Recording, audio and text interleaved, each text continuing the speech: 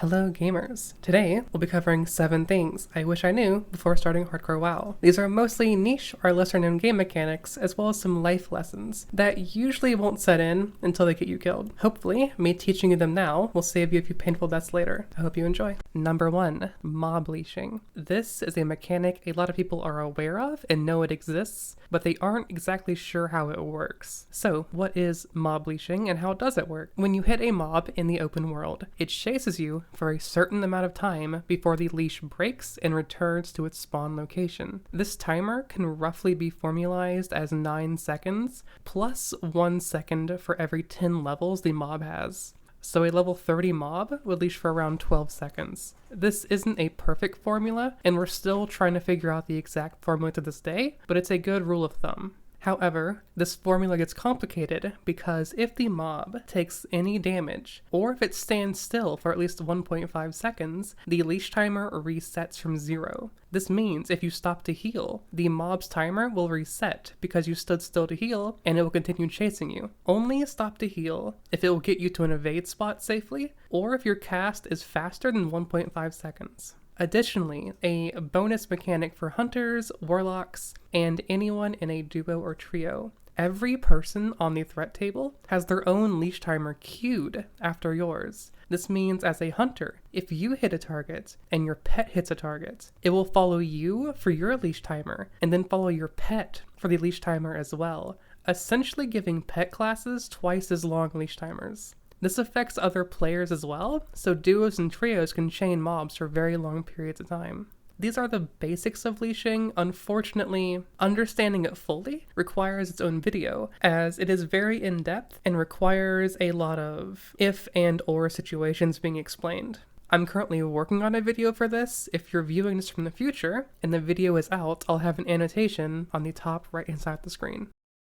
One thing I really wish I knew before I started playing hardcore was knowing what mobs are scary or can catch you off guard. There are a lot of mobs that roam the world and are extremely dangerous, and you may not know they're there until it's too late. There's also mobs that have dangerous abilities you may not be ready for. Unit Scan is an add-on where you can import a list of mobs and it will alert you very loudly if one is nearby. By itself, not so useful, as you would need to know what mobs to worry about ahead of time and then add them to your list.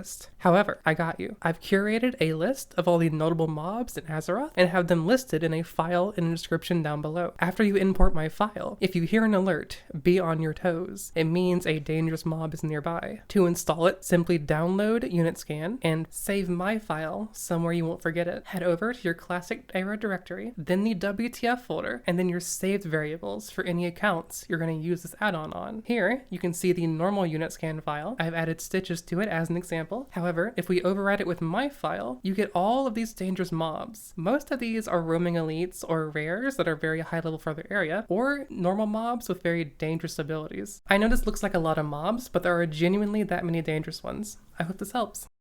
Number 3, parry haste. Parry hasting is what happens when you or an enemy parry an attack. Your next swing timer is sped up considerably.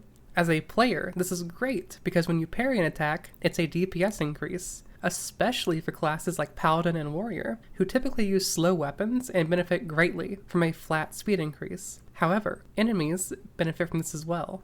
Fighting something like an ogre with a two-handed mace, or a demon with a large two-handed sword, if they parry your attack, their next attack's going to hit much faster and potentially catch you off guard. When fighting two-handed mobs, always be aware that they may do damage quicker than you expect because of parry haste, and have your finger over your potion key.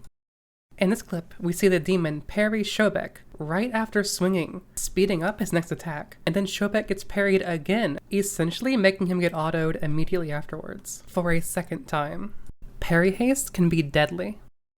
Bind interact to left click. This one is primarily an anti-griefing tip, but it does have uses in the base game as well, especially when in neutral cities. Having interact and attack both bound to right click can lead to some accidental situations where you attack something you don't mean to. Let's say, for example, you're a Horde main playing Alliance for once. You instinctively go to the Horde Flight Master in Booty Bay and try to get the flight path. Because you're Alliance, you would attack the Flight Master normally, unless interact is on left click. This also helps you not be griefed like Savix by clicking on Horde players standing on quest givers.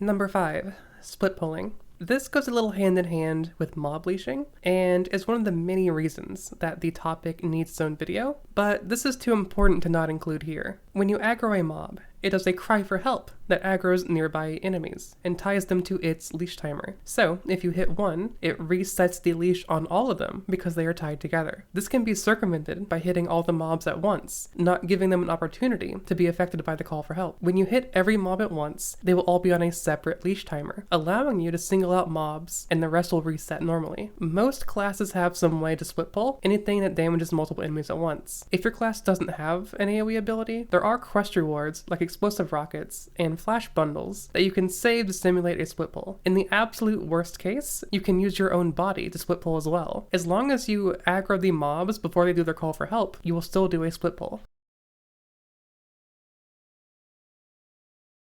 Here is a quick clip showing me split pulling princess versus not split pulling princess, just to clarify any confusion on the mechanic.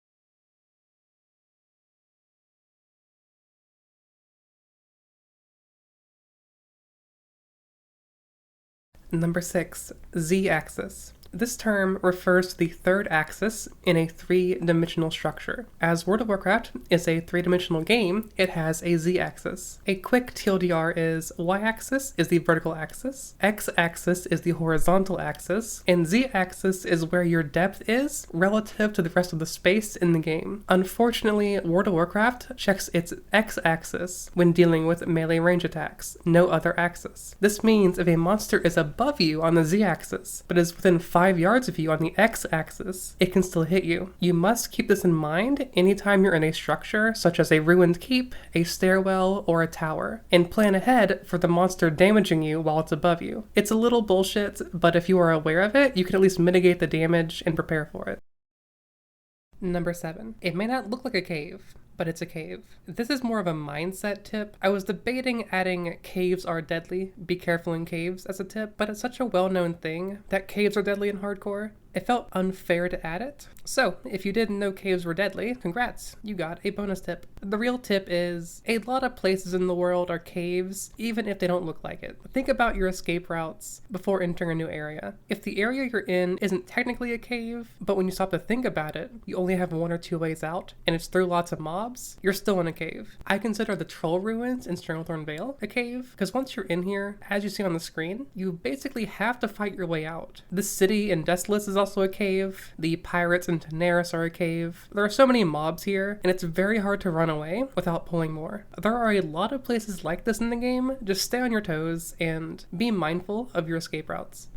So, those are my 7 things I wish I knew. I hope at least one of them was helpful for you. If it was, consider blessing me with a click of the like button. It's the best metric I have that you guys want more of this kind of content. If you have questions or want to talk hardcore, I stream pretty regularly, and I'll have my Twitch down in the description down below. Otherwise, I'll see you all in the next video. Toodles.